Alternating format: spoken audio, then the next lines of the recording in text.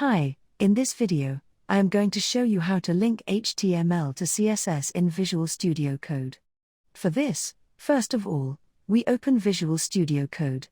Once Visual Studio Code is open in front of you, here we will just create two files.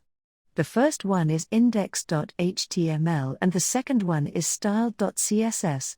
For linking HTML to CSS, we will go to the holder of HTML, and here we will just type at the mid of head section.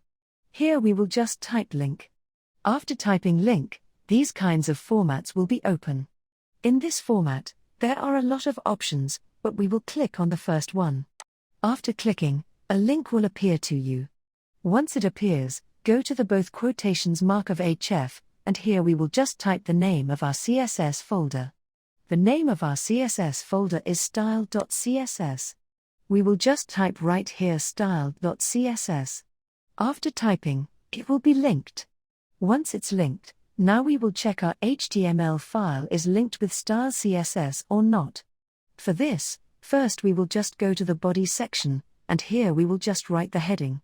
For this, we will type H1 and then enter. After clicking enter, that kind of format will be open. Here we will just type my name. After typing my name right here, we will just see if it works or not, and then we will put some styling in this font. For this, we will go to the style.css folder. Once you're in the style.css folder, here we will just type H1 and then once you write it here, we will just type color. After typing color, just hit the enter button, and a lot of color options may appear, in which we can select anyone. But I will select blue, so click on blue and blue will be then. And now for saving this text, we will press Ctrl+S, and then the CSS file will be saved.